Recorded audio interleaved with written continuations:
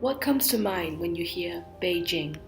Is it smog, air pollution, or is it rich ancient history and the cultural and political center of China? Today, China's capital is one of the nation's wealthiest cities, and it's the second most industrialized after Shanghai. The city of 20 million is home to 100 of China's largest companies and several of Asia's top universities. The city has a vibrant nightlife, efficient public transport, as well as many cultural attractions. But China was not always this prosperous. Prior to 1978, China had a GDP per capita similar to that of a small African nation. Today, Beijing's nominal GDP alone puts it within the 65 wealthiest nations in the world. What happened, and how did China develop into the superpower it is today? Beijing also suffers from poor air quality. Recently, the World Health Organization named China the world's deadliest country for air pollution. How does Beijing plan to improve its air? Also, regarding the negative reputation of Beijing, is it truly the dirty, corrupt city that the media portrays it out to be? Thing you have to think about in China, the issue about China that is we have a lot of people. The second fact about China that is we have a central government. We have a centralized system. Not like USA, not like some other developed country. US is a decentralized system. You know that the individual might make their own decision on how much they want to consume, how much they want to produce, and how much they want to buy. Not in China, we have somehow some freedom now, but we have to know we still central planner system. The third fact about China that is we are transition economy. Transition is somehow a very tricky word because we have always talking about reform. Every part reform. Reform is somehow excuse. Excuse for what? The excuse for we have not done the best. We have to get better and better. How to get better and better? We have to reform. Everything needs to be reformed. Everything still not good enough. That is excuse. However, there is situation in China. We have the transition. Transition from where to where? Transit from central planned economy to market-oriented economy. We never say we transit from socialism to capitalism. No, not that transition.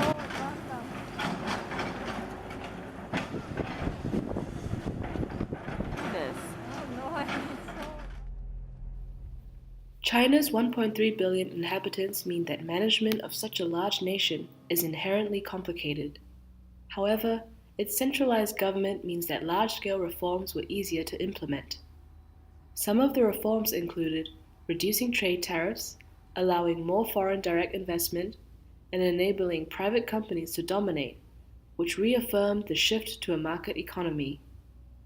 Such reforms, as well as others, have permitted the Chinese economy to give greater rein to market forces.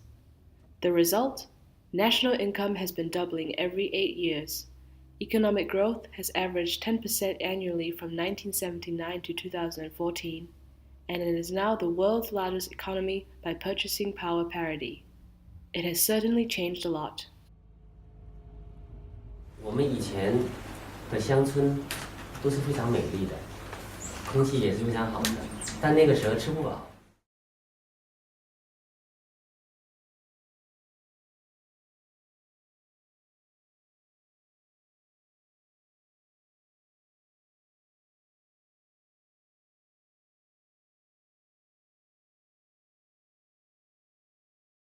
我们如果从经济发展的角度来看的话呢，所有的国家所面临的发展的问题都是从经济学的规律的角度来看都是相似的。那么我们在这个发展的阶段所面临的主要的问题是温饱问题，是经济的增长的问题。那么我们在为了实现一个比较好的经济增速或者大家能够致富的这样的一个前提下，我们首先考虑吸引的国外的直接投资是能够让更多人吃饱饭的这种投资品。中国的这个引进外资的政策，就从80年代开始到现在，一直都是一个国策。中国这些年经济发展最伟大的地方，不是说你在综合国力强到什么程度而已，而是13亿人口你能够吃饱。Indeed, China has done well to lift its nation out of poverty and put itself on the journey to becoming a developed nation. However, what about the environmental issues that arose from such rapid developments? If it were not for the factories, how could they sustain such a growth? However, the main problems of China now is not the environmental. That is to have a lot of people to be rich, to develop, to have somehow sustainable economic growth. That is the main aim of the government, and also the foreign direct investment. 现在中国也慢慢在考虑到像清洁能源和更加这么高科技型的这种经济发展的模式。那么我们的这个发展方向依然是为了保证能够经济增速的这个一定的稳定经济增速的前提下，我们才有了一个资源一个吸引外资的投向这样转型的问题。所以我们并不能说现在我们的发展就是要用清洁能源去代替过去的这种不好的或者说浪费的那种能源，因为我们发展阶段没有达到那个阶段。我们还有大多数人吃不饱饭，所以发展和增长经济增长速度的问题依然是我们首要的问题。那在保证了经济增速的之后，我们才能够要考虑到下一步所面临的问题是什么呢？慢慢的，这个我们去想这件事情的时候说，是大家都觉得想找一种方法，这种方法呢，既可以很干净的活着，也可以很富有的活着。没有这么好的事情，起码对于我们现在的这个阶段来讲，那我只能叫做两利相比取其重，两害相比取其轻。It is evident that people's access to sufficient food and shelter should always be prioritized over the environment. Sustainable growth is a complicated issue, and the government is aware that the world looks at Beijing's environmental record in a poor light. Through its modernization efforts, however, Beijing has attempted to promote itself as a tourist destination. The 2008 Summer Olympics is a prime example of efforts to attract tourists. A positive outcome was that the Olympics facilitated major improvements in public transport infrastructure and led to the construction of an ultra-modern third terminal at Beijing International Airport. Beijing now enjoys a reputation as a city that combines historical attractions with more modern developments. 一个就是北京原来是皇家文化，就一个传统的古都，一个现代的北京就呈现出来了，对吧？从这个不管是从文化思维，还是从这个实物上，就以前看故宫啊、颐和园啊，这些都是就传统的古都形象，但是现在呢，鸟巢啊、水立方啊那些现代的旅游城市的形象，也是从那个地方才集中体现出来。所以，但是它是一个城市形象和现代化气息的一个更明显的这影响会比较深远。总的来说，从一个具有非常丰厚的历史文化的文明古都，变成了一个古都北京和现代城市的北京共同存在的一个明显的节点。世界上所有的奥林匹克设施基本上都是不赚钱的，但北京还好了，北京的鸟巢和水立方现在利用率也很高，而且它运转的也可以，甚至是经常。Did the Olympics actually help promote Beijing? 2008 actually saw an overall 2% decrease in inbound visitor arrivals. What is more, from 2007 to 2014, the tourism market in Beijing decreased slightly overall. Officials continue to strive to improve Beijing's image. They know they have a long way ahead before Beijing is internationally regarded as both a modern and clean city. The government spent around $17 billion to clean up the air prior to hosting the Olympics. Some of the actions taken involved halting work at construction sites, temporarily closing down many factories and restricting vehicle use according to the last digit of license plate numbers. But more can always be done. So in Beijing, now our public transportation system is not good enough, in my personal opinion. And then we're going to make it better, and we're going to build more subway lines, and we're going to replace the fuel of the bus. Now, most of the bus use diesel, and we're going to use more LNG, liquefied natural gas bus, or some electric bus. And we also encourage public to use bicycles. And the government have invested a lot to build some bicycle rent sites, and the citizen can get a bike, can rent a bike on the street. And some private company, they invest some Mobike, a private company. Its name is Mobike.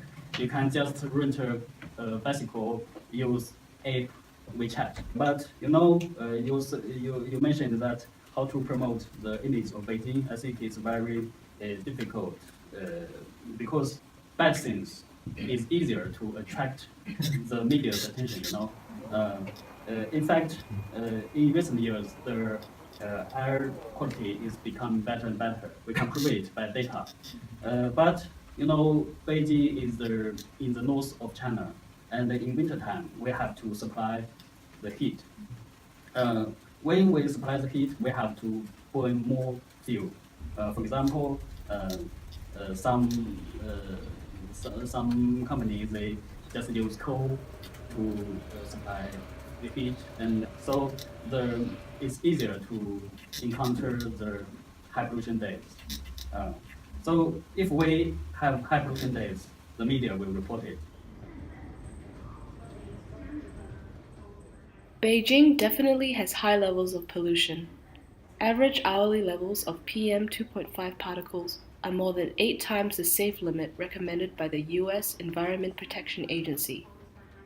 PM 2.5 particles are particulate matter smaller than 2.5 micrometers in diameter, originating from various industrial activities. In Beijing, coal burning accounts for around 40% of PM 2.5 emissions. When inhaled, they are so small they can become lodged in the lungs and even enter the bloodstream, increasing the risk of various respiratory diseases. According to a United Nations report, more than 1 million people died from air pollution-related causes in China in 2012. Furthermore, to compound the city's hazardous air quality, Beijing's location is 70 miles inland, meaning that coastal prevailing winds cannot distribute the emissions away. What are some of the main strategies to combating the pollution, and what has the government done to mitigate the issue?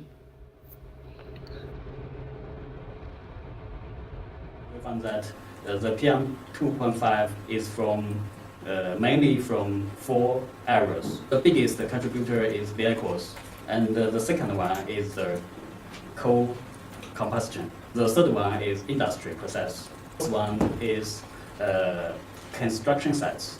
So after we know what's going on, we will have to design measures to control the emission. For the vehicles, we are implementing most stringent emission standard in China. We are using the best fuel, including diesel and gasoline in China. We also give some incentive money to the public, encourage them to replace the old vehicles with new one. This measure, we can achieve some emission reduction. Second area, the coal combustion. We are adhering a clean energy strategy.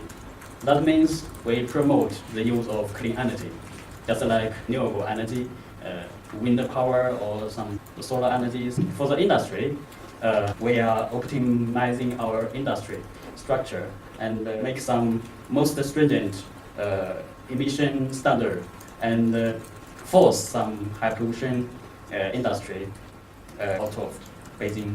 Because if they want to meet our standard, they have to invest so much money, and so it's not cost effective, you know that.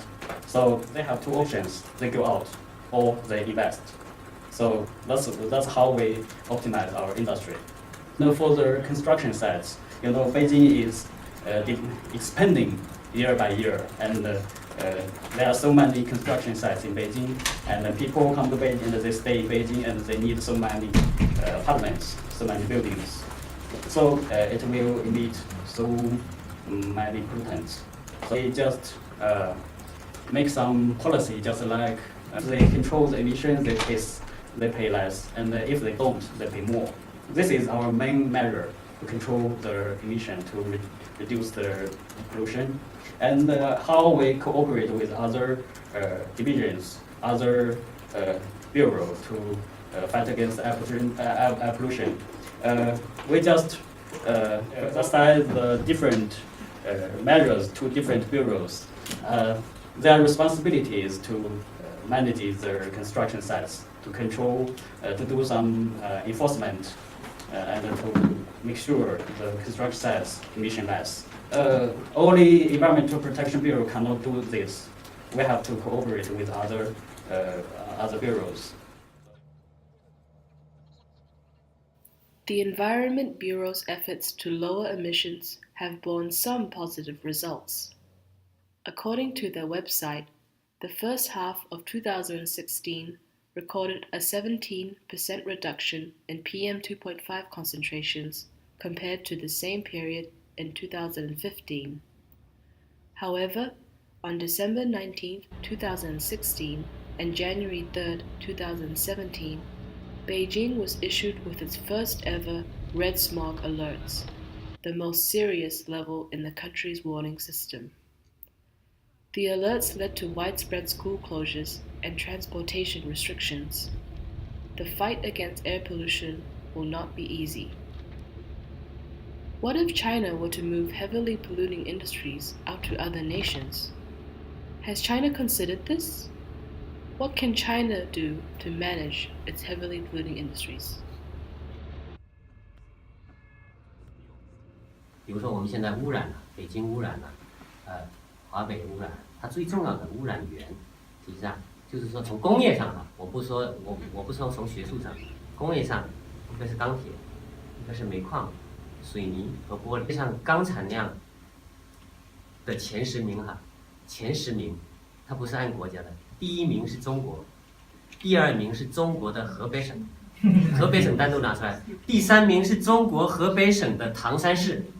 就是唐山市拿出来在世界上比任何个国家都要强，它除非输给了它除了输给河北省和中国以外，它比任，然后到了第9名，又是河北省的唐山市的漏报的部分。Actually, I don't think China wants to move out of so-called polluting industry. Actually, that China didn't do this because China has great ambitions that make technology improvement and update our technology, want to use technology to reduce the pollution and use that machine to improve the operation efficiency and use more fund to solve the problem of the pollution, air pollutions, and also use the heavy tax to reduce corporations that pollutions. I think that the world is a family. If I move the polluted industry other countries, then finally you will be the disaster of whole world. 把工厂移到这个国外并不是一个唯一的选择，因为现在技术发展很快。我们在就是一些污染的环节，我们完全可以用技术来控制污染，然后呢让污染变少。然后呢，这也是一个大的趋势，因为这个工业啊是一个国家经济的一个重要组成部分，我们不可能因为有污染问题就把它移到国外，这是不现实的。所以说呢，我们另外一个选择就是，发展我们的技术，然后呢减少污染。China has a comparative advantage. With its wealth of human resources and the capability of its technology, China is an ideal environment for retaining such industries, even if they are polluting. Perhaps one can say that it is in China's best interest to retain them and improve on their environmental friendliness, rather than pushing them out. 工业这个用品上来，如果说是从生活上呢，比如说我是福建泉州人，我那个县叫晋江，那个地方污染最大的是做鞋的和服装的，尤其是做鞋。那我们做的鞋最早的都做的谁的鞋呢？美国的鞋，耐克、阿迪达斯这些美国的品牌到我们这里来代工。所以说，如果我们现在不做这些了，然后输出到越南或者什么去，不是我们输出去，因为这个品牌是美国的，对吧？因为美国原来呢，他就觉得这个东西有污染，但是我不是强迫给你谁，大家都去争着要的。我们为了产品物质的丰富和就业机会，是我们去争取来的，所以这个就是不是说我们转移出去。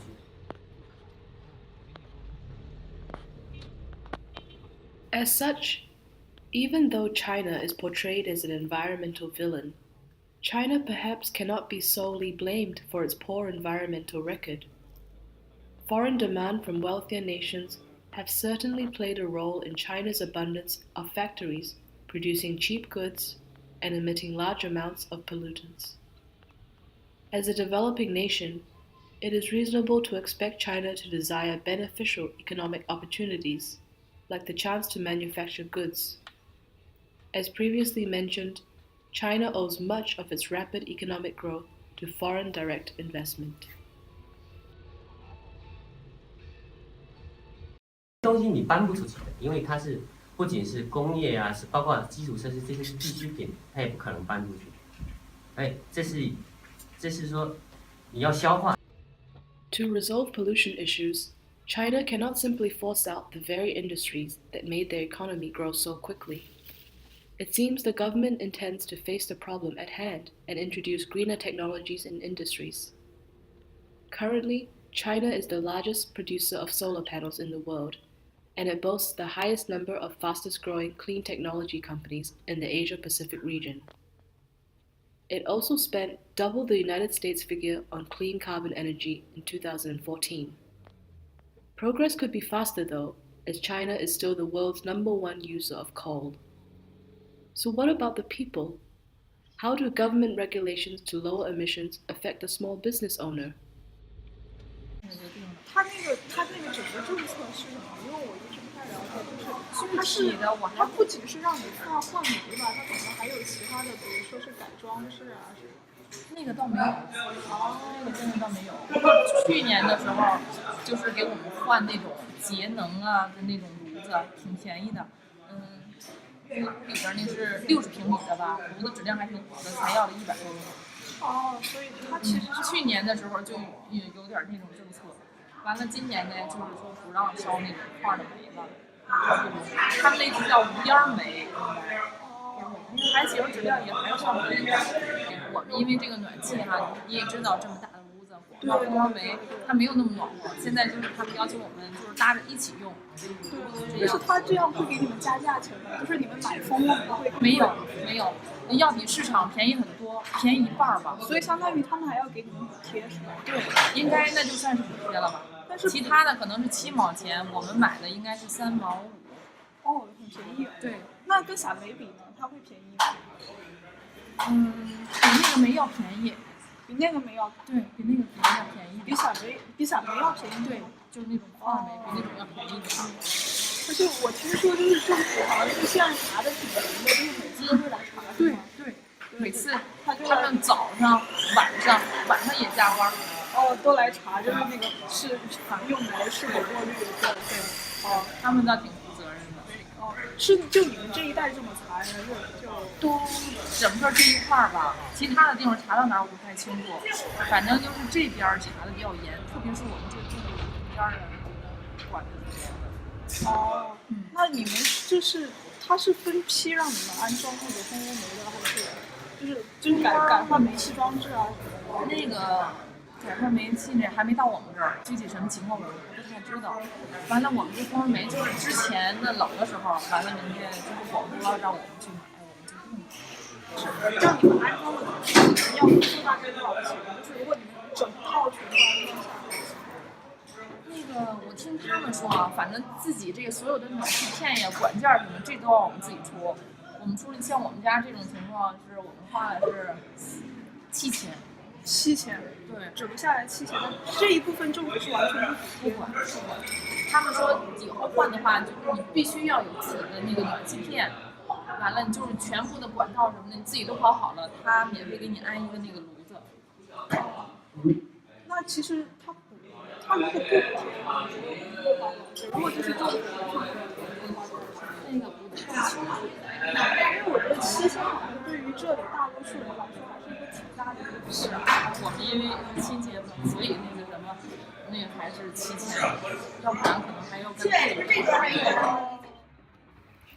It is pleasing to see that the Beijing government has invested time and resources into visiting local businesses to ensure that regulations are being met. However, of course there is always a cost to conform to the environmental legislations. The average business owner may have to compromise in other areas in order to conform to standards, which may be expensive. In addition, the local manufacturing economy in Hebei province is so deeply entwined with factories that it has become a way of life for the locals. What would happen to people's jobs and livelihoods if the government were to shut down the factories? Ancillary businesses would also be negatively affected. In the meantime, in Beijing, the government has decided to invest more into the service and education industries. The service industry now contributes 76.9% to the city's GDP, signaling its commitment to moving away from heavily polluting industries. 新一届的中央领导这个上台以后呢，这个国务院有一个叫进一步扩大改革开放的一个政策。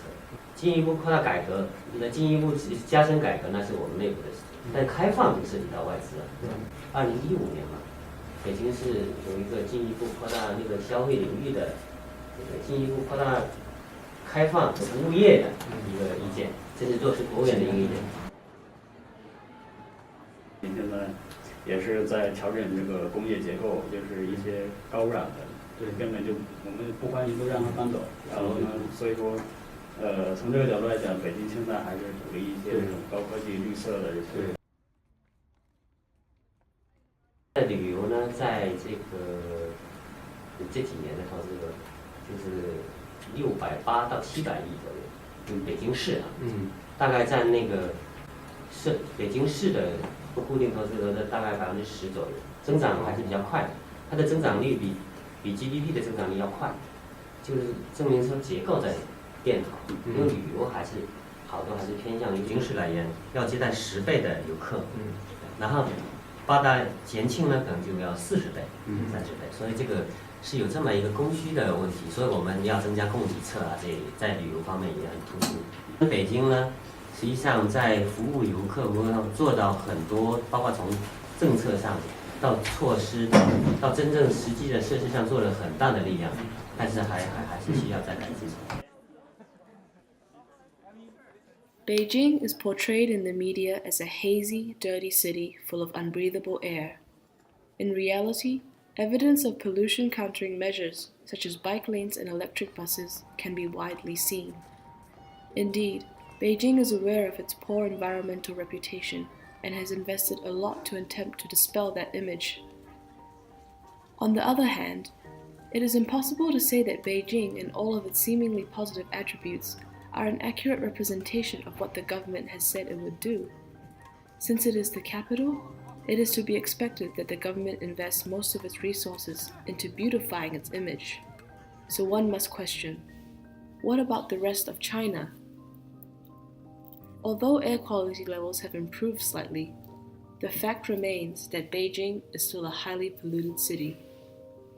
If it aims to retain economic growth and ensure the health of its citizens, it needs to crack down even further on heavily polluting industries, which may mean more costs for the average resident and even job losses. The smog did not develop by itself overnight, so neither will the solution be developed overnight. Beijing has revealed itself to be a paradox. It prevails as an economic haven filled with abundant opportunities, but the deficiencies in its environmental management has restricted Beijing's development.